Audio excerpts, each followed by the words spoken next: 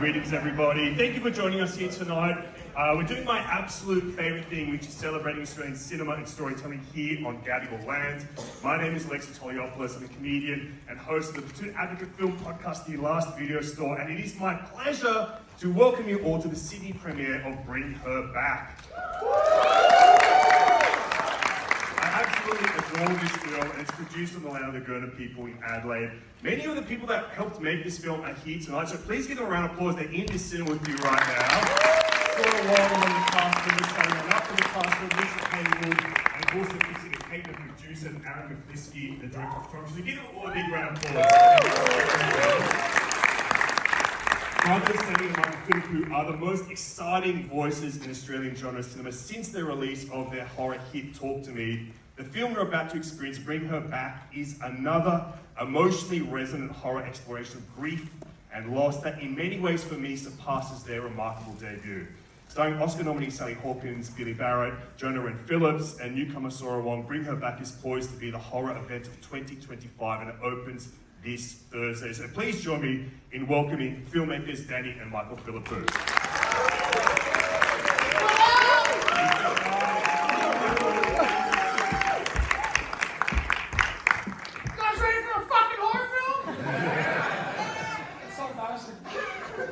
No, everybody loved it. It was cool. I want to say as well, when I heard you guys were making a second film, I was very excited to see that you were choosing to stick around Australia, because I'm sure many doors and opportunities open for you guys. But I would love to know, what was it that made you want to stick to storytelling here in Australia? We're Australians, and it always feels really nice to come home, and the environment is safe, and it feels supportive. And it feels so awesome to bring stuff back here. It feels like such an honour. And we love the crew that we work with. A lot of them from Talk to Me came on to bring it back. And yeah, we just feel very honoured to be able to do it here. Yeah, I think it's, there was a lot of opportunities after Talk to Me. We were so blessed to be, there was so many avenues to go down. But you got to do a movie that's from the soul, and you got to put your whole heart and soul into it. And this felt like the right movie. So, there was amazing offers, but here in Australia is where we want to do it. And this film feels even more personal than Talk to Me. Like, could you talk about, I guess, like, putting more of yourselves into something and more of your perspective? Yeah. Oh, excuse me. What's going on with you? I think that when you're writing anything or you're doing any sort of art, you've got to put a bit of yourself into it. And like, especially when you're writing a horror film, you're tapping into memories that make you uncomfortable, or things that are off-putting, or like anything that's like hard to talk about, you put it into this, and then you sort of exercise those demons, and you're not carrying it with you anymore.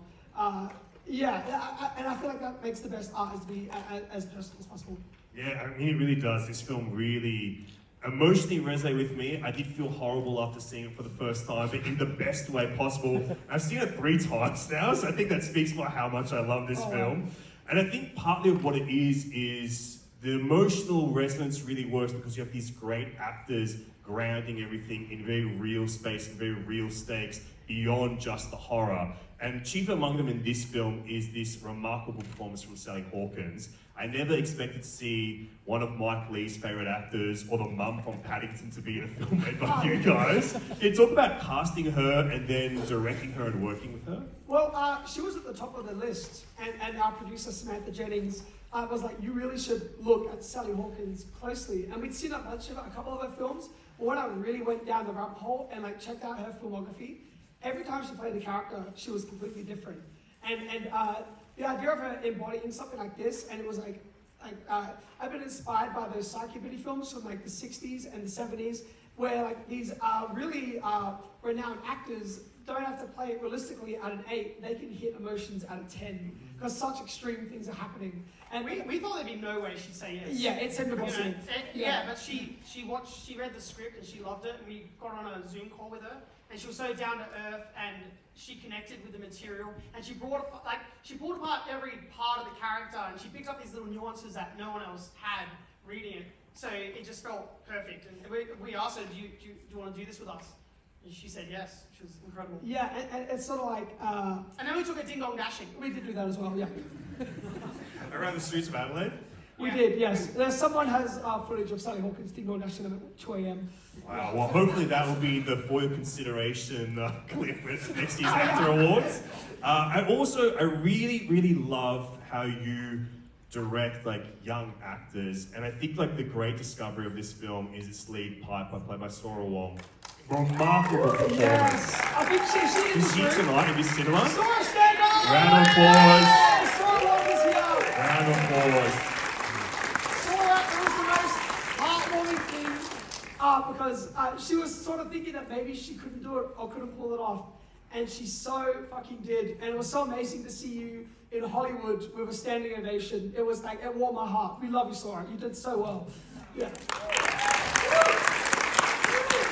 I guess the final thing, because these people are about to experience this film for the first time, is there any final words you want to pass on to them to like hold into their hearts, keep in their minds as they start seeing the film? We wanted to commit to a different energy. Sorry? Yeah, no. Please, no. We wanted to commit to a different energy, for our second movie. So it's very different from Talk to Me. It's still a horror film, but it's a lot more personal. It's a lot more personal film. It was a really hard movie to make. It was a very difficult movie to make. And you always... There are times when you second guess yourself.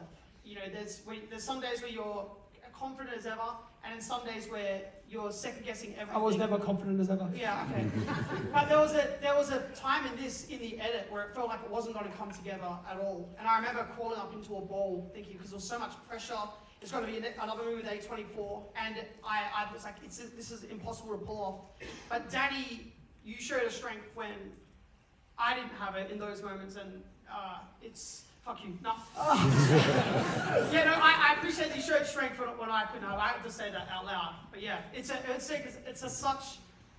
such a personal movie, so it's so painful to be showing it to people. There's scenes that we cried while directing. There's like a scene in a pool shed where we cried while directing it. Sooks. And even Sooks. And even like it was hard looking at the footage sometimes. Like it was because we'd lost someone right at the start of pre-production. So it was just a tough process and a tough thing to make. And we appreciate the crew and the cast of supporting us as well and having our backs. And we love you all.